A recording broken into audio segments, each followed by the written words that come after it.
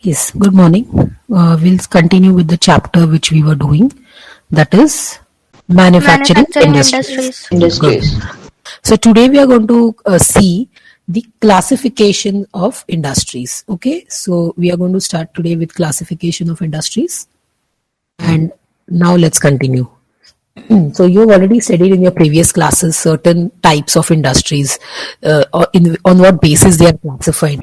So here we are going to see these things. First is based on raw materials. Second is the main role that that industry plays, that the product of that industry plays in the lives of people. Third is capital investment, which you were talking of small scale and large scale. That means how much amount is invested, how much money is invested, and what is the production, the production that you get of it. Is it more in number or is it less in number? Then ownership. So what words you are using here, government and private. Okay, so we are going to see ownership based. And lastly, based on the size and weight of raw material, whether it is bulky or lightweight. Okay, so let's take a look at them in greater detail. Okay, so first and foremost, we are going to do raw materials that are there. The raw material based industry, first is agro based, and second is mineral based. Okay, so in agro, the example that can be given is that of cotton. So cotton will provide the raw material for which industry? Textile industry. Okay. If I give you example of sugar industry. Food industry. Yes. Sugar industry. Instead of food industry here, because sugar industry in India is having a lot of importance. So sugar industry is a different industry in India. So you can write sugar industry as an example of that. Okay. Then give me one example more of agro based. Ma'am, coffee. What you will do? The end product will be what will be manufactured? Coffee powder. Coffee powder. Coffee powder. Okay. So Yes, ma'am, coffee powder. what will be the raw material? Coffee is a Coffee different beans. coffee Coffee bean. grounds. Right, correct. So Ma'am, rubber, even tea. yes, rubber. Ma'am, for chocolate, Sugar, all these. cocoa will be raw. Yes, thank you. Okay. Then next is mineral based. So from mineral based, you have iron and steel. So iron ore is actually extracted as from mining. So that is the basic raw material that is taken from the primary activity, and then it is supplied to industries where it may be purified to iron and steel, and then that iron and steel will be used for different things. So you have mineral based. One example is iron and steel. Can you give me some more examples of mineral based? Cement in Cement. Okay. Uh, Then concrete. Ma'am, machine tools. machine tools, yes, but then again the raw material for that is purified iron. So petrochemicals is another example. Ma'am, for aluminium. Yes, machine tools. Now, if I take this machine tools here into consideration, I know the basic raw material is iron ore, and that's why the example comes here, because just now somebody gave that answer. What is the difference when we are talking of that agglomeration economy? How will you relate iron and steel and machine tools? Ma'am, Please machine repeat. tools are made from iron and steel. Correct. That means iron and steel industry is having its raw material as iron ore. But the machine tools industry is having its raw material as what is produced from the iron and steel industry, that is iron or steel. Okay, the second classification is the main role that it plays in the lives of the people.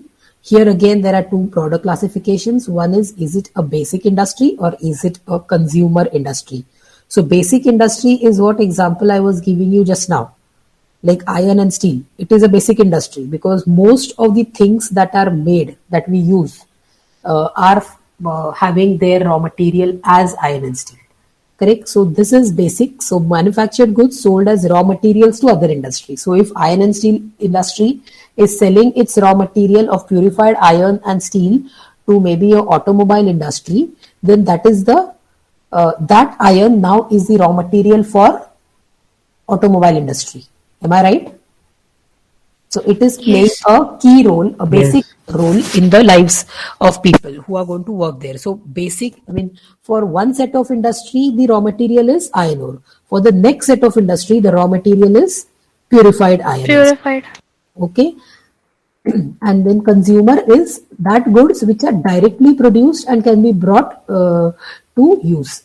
That means those things which are produced in such a manner that it can be directly used. Okay. Basic industry means what? Something that is required as a foundation, as a basic thing that you require, a basic ingredient that you will require for anything. So if you take iron and steel, okay, I mean iron ore, when you extract it from the grounds, when you extract it from the earth, okay, iron ore is not a purified form. It is a very, very crude form of iron. So we cannot use it as it is. We have to purify it to iron and steel. Correct? So we purify it first. So that is the basic industry. Purification where it is done, that is the basic industry. So when aluminium is smelted, that means it is smelting, you know, right? It is the procedure of putting it in a blast furnace and then creating So when that is used, that is the basic material. Okay, so that industry, that means basic or key industry, is only making that product. They are not using that for anything else. They are only stopping at purifying iron and steel. They are only stopping at smelting aluminium. Okay, now there is another set of industry who will be making use of this product. Like for example, so it is they are making use of iron and steel for maybe making the railway carriages, or maybe making automobiles, or maybe making bicycles. So that industry is now making use of that previous industry's output as their raw material. So the previous industry is the basic industry, and what is produced directly is example of your Consumer. Okay. For example, if I'm having an industry which makes toothpaste, now toothpaste will be having what kind of raw material? If I take example of those toothpaste like which having neem and which are having this and that, so many herbals that are nowadays present. So that is also there, and other things that are present in the toothpaste is magnesium, the whitening agent, then something else, potassium or calcium that we all use. So basically, toothpaste industry is something which is making use of mineral-based raw material, correct? But if you're adding something to it, like you say, it is having a neem base, or it is having some other, orange flavor, or some this flavor, that flavor, then you are also adding to it something which is agricultural based. But mostly this industry will be mineral based. Okay. Yes. Now third type is capital investment. So it depends on what kind of money I am ready to invest. Okay. So based on that, it is small scale industry or large scale industry. Or small scale industry invests in assets up to rupees 1 crore. And investments keep on changing. It's not that I can fix the amount that if I want to open a small scale industry, the amount that I have to invest is 1 crore. And if I have to make a large scale industry, then the amount that I have to invest is 10 crore. It is not like that. Amounts will keep on changing. But see the considerable difference. That means the amount that I'm investing in opening up the industry is also a turning point, whether my industry will be a big scale or a large scale or a small scale. So for example, if I give you example of iron and steel, will you place it under small scale or large scale? Large scale. And if I give you example of industry which is making maybe those phenyl or something that we use for cleaning, it will be an example of Small scale. Okay. Iron and steel industry, we are not talking only of one industry, we are talking of their overall output also that is used by different other industries. That is why obviously it becomes a large scale industry. Okay. Then next is ownership. Now based on ownership, you have 4 types. Okay. One is public sector, private sector, joint sector, and cooperatives. Yes. Out of that, which you know? Already it is done in 7th or 8th, but Public, private. you know public and private. Can you give me one example of public and one of private and tell me what it is exactly? Reliance. Reliance is example of Private. Private. Okay. So who is owning it? Who is owning Reliance? Mukesh Ambani. Mukesh Ambani. Mukesh Ambani and Anil Ambani. Okay. And Railway services. railways. Railways will come under public, ma'am, right? Public Buses. public, yes. For Now, private, it can be Bata. yes. Even Then for for public, it is maybe the buses, means the train, the buses, metro train, buses. yes, which are owned by the government is under Yes. Public. public, yes, and which are owned by individual or group of individuals is under private. So if I talk of Steel Authority of India, like have you heard this Steel Authority of India?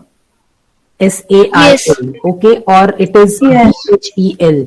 If I'm talking of that, then it will be what is that? Bharat Heavy Electrical Limited.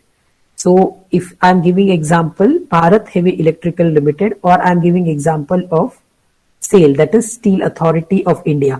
So these are having government control. Hence, they are examples of Public yes, ownership. yes. ONGC also is correct, Shrima. Yes, excellent. So now we are going to the third one, that is joint. What is joint? Joint means who is owning it? Both 2 or 3 people. government. 2 or 3 people? Yes. Partial government control and partial private control.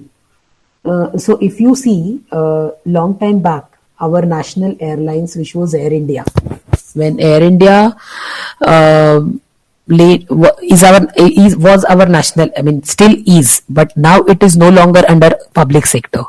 It is now become a private sector. Why so? Yes. Why? Yes, previously it was joint sector. Before that, it was completely public. Before that, it was government ownership. Then, when government started facing difficulties, financial difficulties in maintaining the airlines, it joined hands with whom? Okay, find out and tell me the answer. Tell me the answer next period. Okay. Now it is who has taken over Air India? Tata. Tata, yes, Tata has Tata. taken over. Yes. So now again, Air India is an example of not joint sector. It is Private. Private. private. Okay. So joint sector basically meant having control, partial control of both. That means government also has its control, and to help the government out, there is some private individual also, or group of individuals also, who have taken control of it. Okay. So here the example is the control of government agencies. Private is individual or group of individuals. Okay. Joint is collaboration between public and private sectors. And cooperatives. Have you heard of cooperatives? In class 7, you have heard one Yeah. called as Yes. Masya Sangha. Yes. Yes. What was it about? What is that cooperative? Cooperative comes from the word cooperation. Cooperation amongst whom? It is collaboration between raw material suppliers and workers. You know our well-known brand Amul, right? Amul. Amul ice creams and butter and cheese, everyone knows. Yes. Right? Yes. Yeah. So Amul was the organization which was set up as a cooperative in a place called as Anand in Gujarat. Now, Yeah. what was the issue was that in Anand, many of the farmers, they kept cattle, that means cows and buffaloes, and they had a lot of amount of milk. Milk is a perishable item. Then people will face losses, right? Because in a village, if majority of them already produce it on their own, that means they have the cattle who can produce it for them, then who will take it from them? Who will buy it from them? So again, they were not earning a lot of profit. So Amul, this cooperative was formed, and what they decided was they will collect all the raw material. That means they will collect the total amount of milk from the village. Okay, so it is collaboration. Okay, between the raw material suppliers, and what they will do, they will send it to the industry, where it will be manufactured into different end products. So different end products are what? Cheese, ice cream, butter. Correct? Yeah. In this way, what we studied in our first period also, it adds more value to the raw material. Yes, we studied, no? Yes, yes. Instead of selling sugar cane, if I sell sugar, it is having high value in the market. Yeah. Same way, if I'm selling raw milk, which may get perishable within 2 or 3 days, and I may not fetch that much amount, because whenever I go to the market, I want to buy the fresh item. I will not buy a stale pack of milk, because it may get spoiled.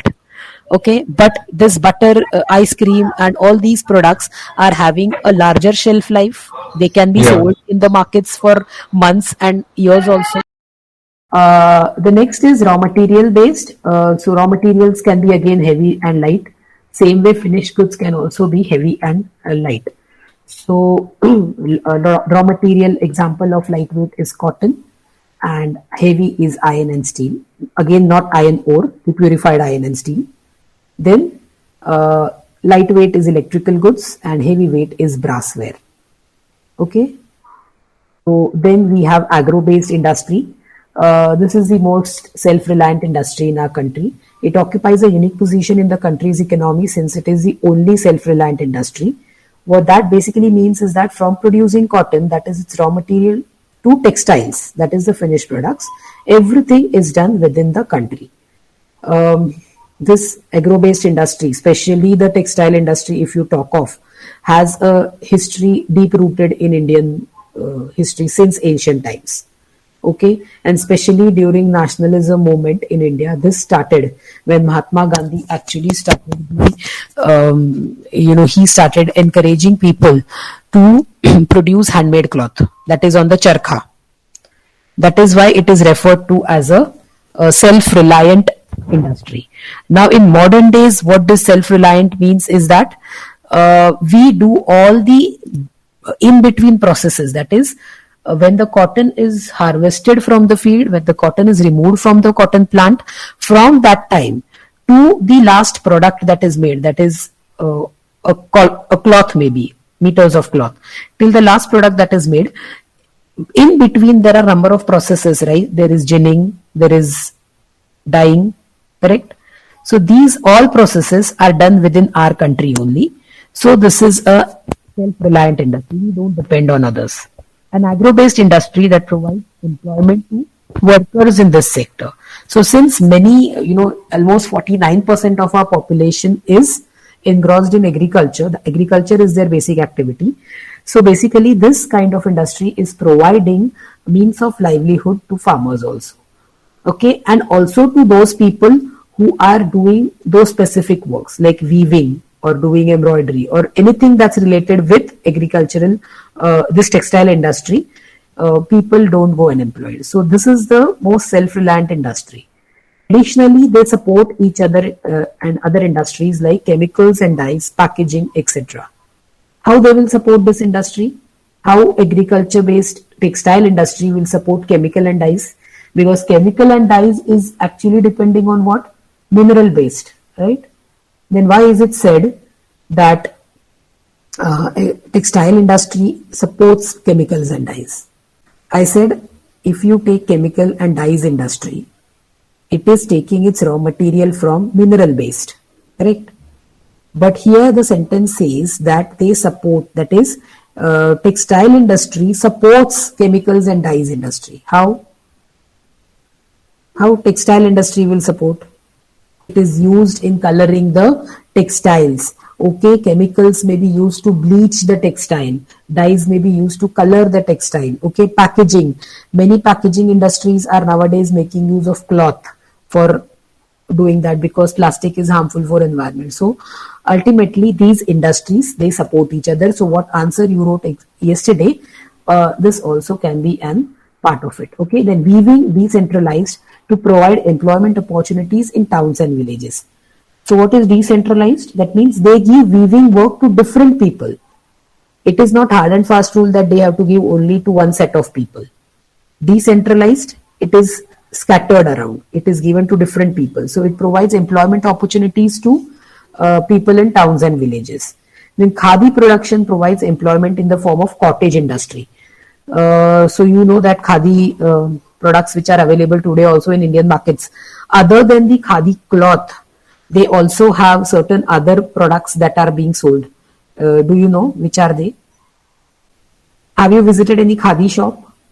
So if you have visited any of these khadi shops, they have those soaps which are made from herbs or from the leaves, which are, yes, they have that body lotion, etc. So they support this kind of industry also. That means today, if you take example of today, Khadi Bhandar of India, they have not just the cloth, they have other things also. So they are supporting even small handicrafts and all local handicrafts that they promote is an example of this type of industry. Okay.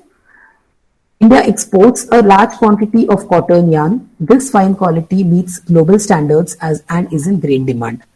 Export means sent to other countries. Okay, because Indian textiles were in huge demand in European markets right from ancient time. That is Indian cotton and silk.